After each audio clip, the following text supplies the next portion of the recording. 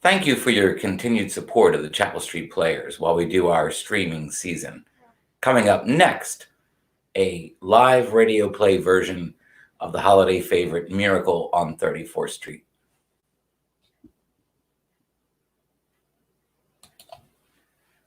Good evening, ladies and gentlemen. Once again, it was Fendleton, the retired butler of my former employer, Mr. Worthington III. Tonight, we continue my memory of one of his earlier cases as an amateur sleuth of the mysterious death of Madame Marcardi. In tonight's episode, we're going to meet all of the remaining characters, the guests of Mr. Worthington's dinner party. If you recall, last night we met my former boss, Mr. Worthington, or Mr. W as I call him, and his good friend, Admiral Gerald Nesbeth. And we also met the cook for the evening, who was not the regular cook for Mr. W. Eleanor is her name, or Nori for short, for everyone who knew her. However, she was fallen ill apparently, and a substitute cook, Jenny, was sent earlier the day to start preparing the meal. I want you to have another look at Jenny, one of the characters, before we meet all of the rest. So just give me a moment here. Here we go. The temporary cook.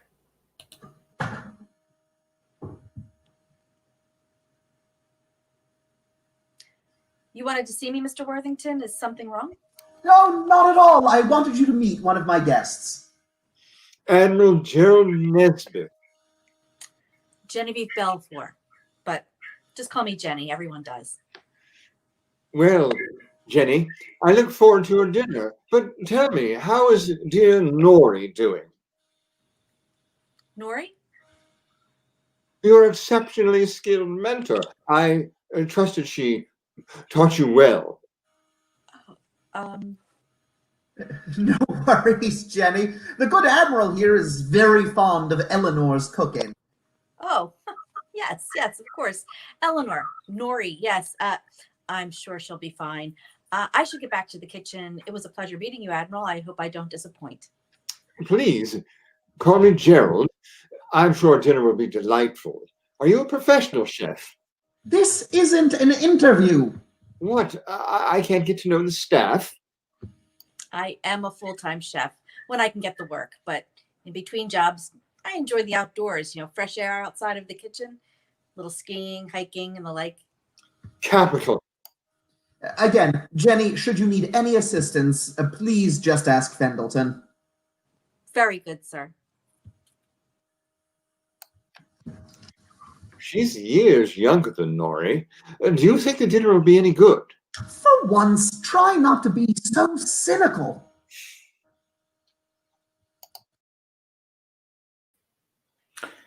Yes, Admiral Nesbeth was always being cynical. Now don't forget, as you watch these various scenes tonight, pay close attention, because we're only showing the snippets of the scenes in which vital information or clues are presented for you as your own amateur sleuths to solve the mystery. And if you need some help, you can ask questions in the comment section. And as long as I'm not giving away too much of the answer, I'm more than happy to answer those questions in the comments later on in the broadcast. The first guest to arrive late that afternoon was Senator Douglas Prant. He was a U.S. Senator from the state of Vermont. And this was the first time he was meeting my boss. Let's take a look.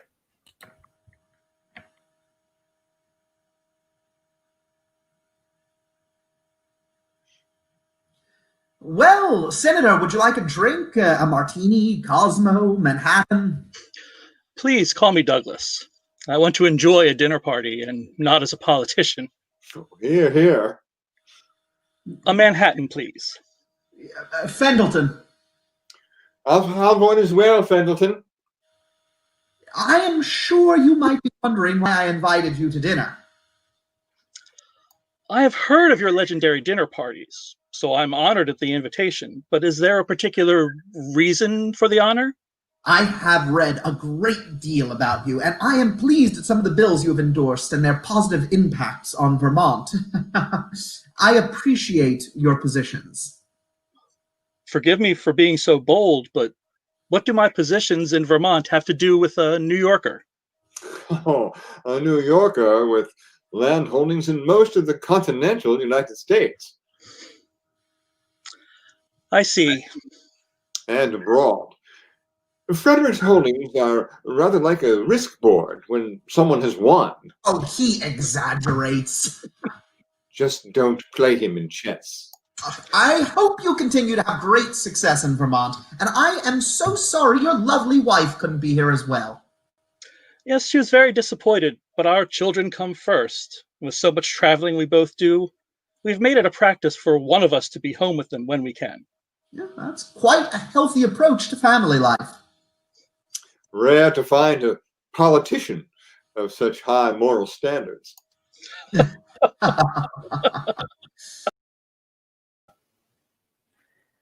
The senator wanted to see the famous gardens that were located behind the house. As a storm was fast approaching, my boss, Mr. W., suggested that the admiral take the senator out to see the gardens, while Frederick, Mr. W., stayed behind to greet the next guest that would be arriving. That next guest came in the form of Countess Francesca Armand.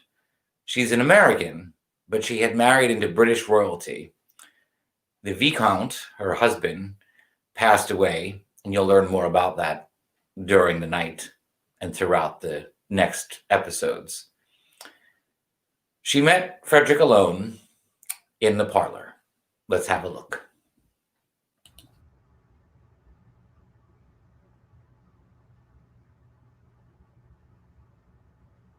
Countess, it is so lovely to meet you face to face at last. My father spoke so highly of you. Well, likewise. But please, you must learn to call me Francesca. Royalty and titles mean very little to me. I tend to avoid the public these days. Then I am flattered that you accepted my invitation. Of course. I thought it might bring me some comfort to revisit the estate where the Viscount and I had such wonderful visits before you were born.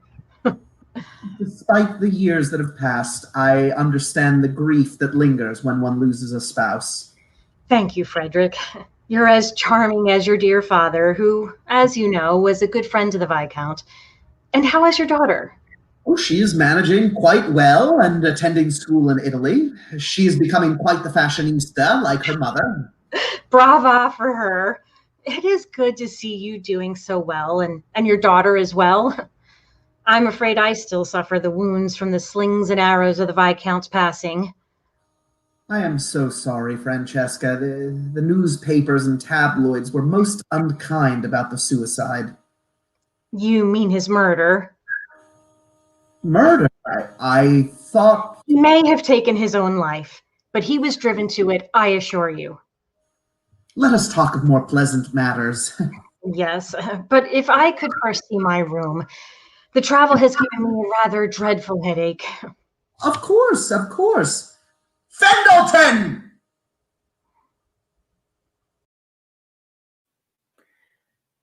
So Mr. W. summoned me to show the Countess to the room in which she'd be staying the night. When I got back downstairs, the doorbell rang, and the next guest arrived. The famous Hollywood actress, Alexis Dupree. I showed her into the parlor where the Admiral and the Senator had returned from their brief tour of the gardens as the storm had arrived. I'll say this for Miss Dupree. She might be a great actress, but throughout the entire evening, she never got my name once correct. Let's have a look.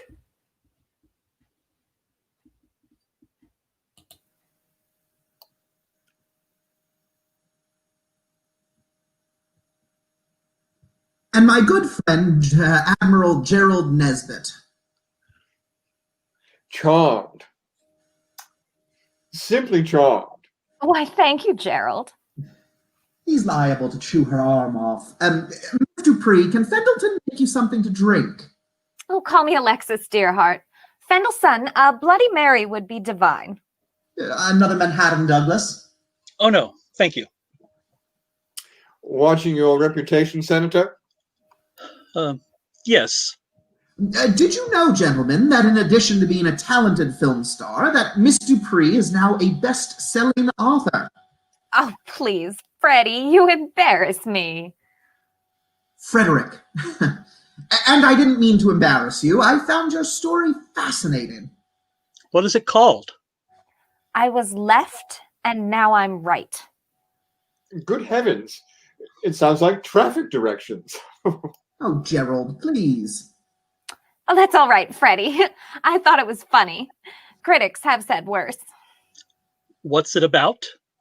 It's my autobiography, actually. Your autobiography? With a title like that? Of course.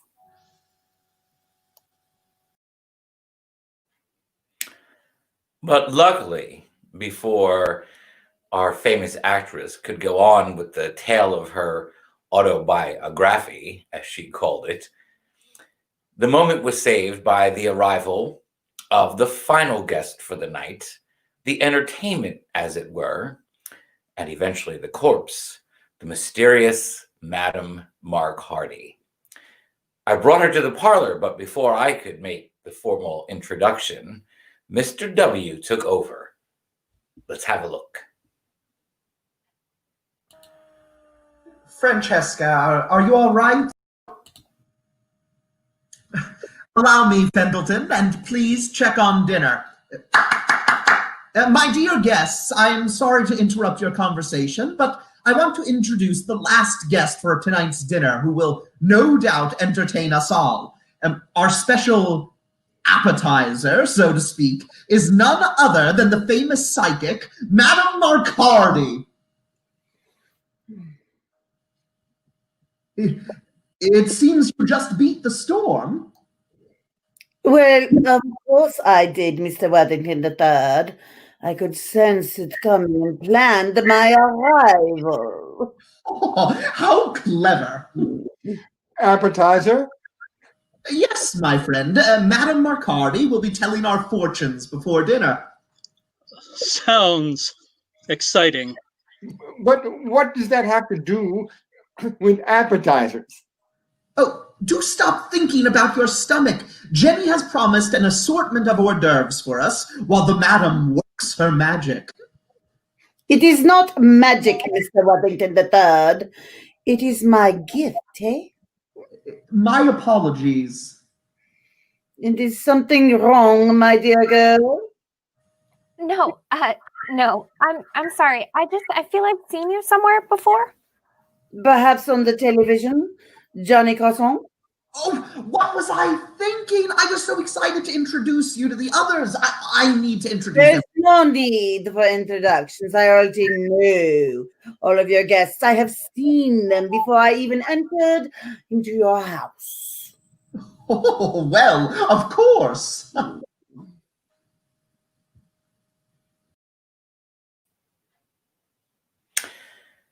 So, it was quite the bizarre few minutes with Madame Marcardi's entrance. But yours truly, Fendleton the Butler, saved the day, and I arrived with the real appetizers, or hors d'oeuvres, as it were, that Jenny the cook had prepared. The Admiral was absolutely thrilled. More cocktails were served, and as I butlered the room, I was privy to several independent conversations. The madam, for the most part, stayed in a corner of the room, preparing for her psychic readings and telling the fortunes of Mr. W's guests. But first, let's take a look at those conversations. And by the way, don't forget, if you're lost, want clarification, have some observations or questions you want to ask, please feel free to put them in the comment section, and I'll review them before the end of the show. Let's have a look at those conversations that were taking place after the mysterious arrival of the mysterious Madame Marcardi. Francesca, are you all right? Has your headache returned? No, Frederick, I'm fine. I'm just surprised by your choice for entertainment. I gather you don't hold much belief in the supernatural. No, I do not. I believe Madame Marcardi to be a fraud, and mark my words, you may regret having invited her here. And perhaps, dear Countess, you are the one with the psychic gift.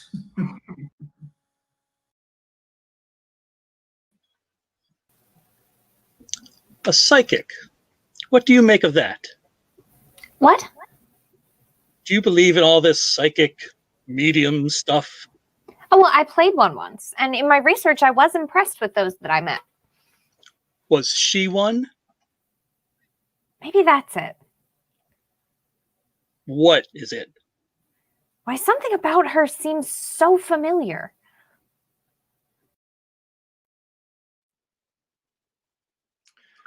Oh, Regina, we meet once again. What are the odds? The fates, of course, are harsh. But I go by Renee now. Changing your name has not changed you at all. I thought we'd left all that behind, dear sweet Gerald. Of course. What was I thinking? I'm just curious how you came to be invited here.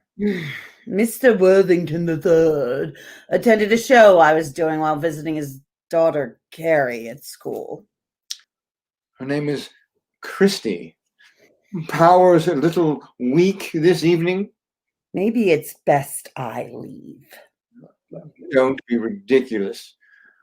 I wouldn't want to cause a scene in front of our host. Wait, you mean he doesn't know about our past? Of course not. I doubt he would have invited us both had he known. I don't know. He's a very crafty and cunning man. Now, Gerald, not trying to get a preview, are you? We all want to participate. On the contrary.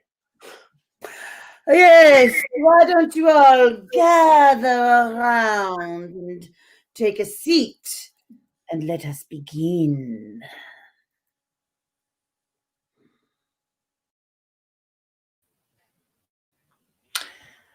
So one by one, the guests finished their hors d'oeuvres and their cocktails and sat around Madame Marcardi in a circle, and she got into her trance-like state. And that's where we will continue on tomorrow night with the readings, the fortune-telling of the mysterious Madame Marcardi. But before leaving, we're going to take a look once again at the pieces of evidence that you should be noting that will eventually lead to the solution of the case.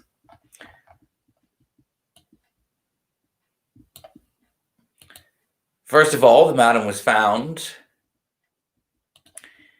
in one of the guest rooms where she had gone to rest after her psychic readings, her tarot cards laid out on the table. Her broken watch found on the floor where she had landed, and it seems to have stopped at 8:05.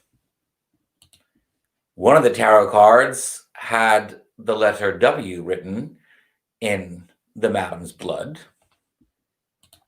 There was a photograph found on the floor. There was also a pipe cleaner found on the floor. Then Mr. Worthington looked inside the madam's black bag. Pay attention tomorrow night, because she put certain items in her bag during the readings. They found a box that was addressed to Madame Marcardi from a Thomas T. Bivens. In the box was a strange gray cap, but the rest of the box was empty. There was also an envelope addressed to the madam from Thomas Bivens. Inside that envelope was a letter that he had found out information about all the guests that were attending that night. In her bag was also found this very fancy black pen and this comb. I, of course, know who it belongs to, but you'll have to tune in tomorrow. The murder weapon is assumed to be the knife that was found on the floor. It had a very unique carved handle that my boss, Mr. W, presumes is from a carving set. The handle of the fork there on one end of the carving set does match the engravings of the knife that was found at the murder scene. This carving set was located in the pantry, which is the serving pantry, which is between the dining room and the kitchen. Of course, where else would a carving set be?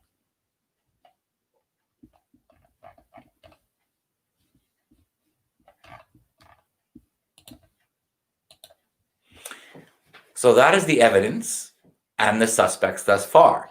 We have some comments I see, so let me check them out.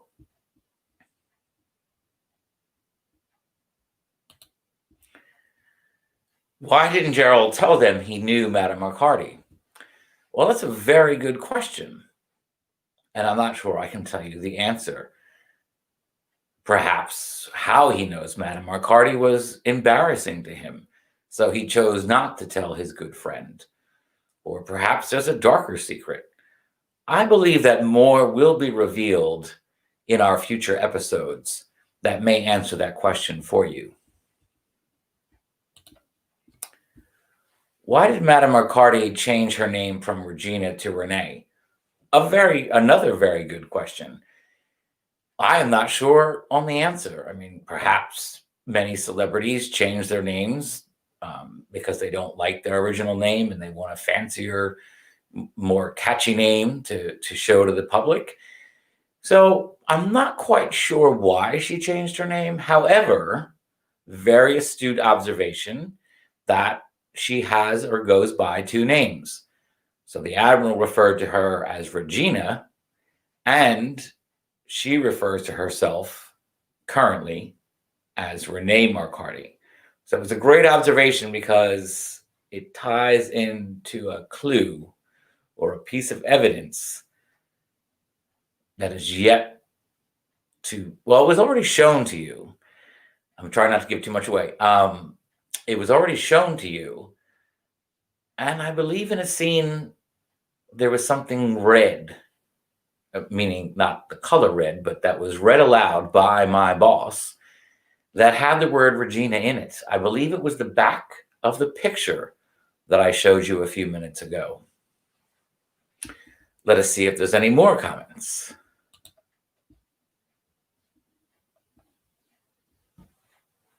No. So if there are no more questions or comments, that concludes tonight's episode. Tune in tomorrow, same CSP time, CSP Facebook and CSP YouTube channel.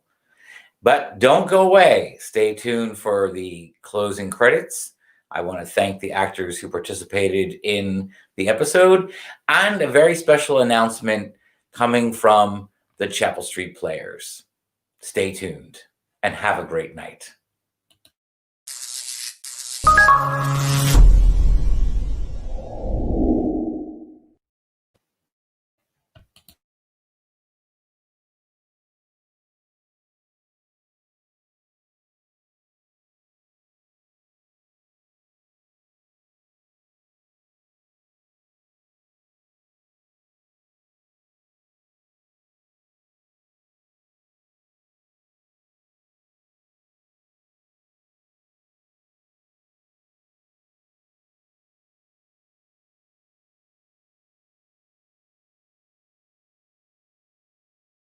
Isn't it great to see the Chapel Street Players back in action? We're excited to be keeping the arts alive, albeit virtually, with this latest theatrical performance. I just love seeing good theater, even if, for now, it is in the comfort and safety of my living room. I'm Dr. Renee G. O'Leary, and I've been involved with Chapel Street Players for, well, let's just say a long time. There's always a first for everything, and 2020 is no exception. Like you, I'd love to be back in our little playhouse on Chapel Street, and we look forward to when we can reopen. As always, We couldn't provide live theater on stage or screen without the generous support of the community, or in this case, viewers like you. Our virtual entertainment this fall is being brought to you free. However, we greatly appreciate any contributions you are able to make to help keep Chapel Street Players and the arts alive during these turbulent times. As Chapel Street Players, this is an all-volunteer, nonprofit organization. Donations are tax-deductible in accordance with state and federal laws. Finally, on behalf of Chapel Street's board, volunteers, and patrons, I thank you and wish you all the very best.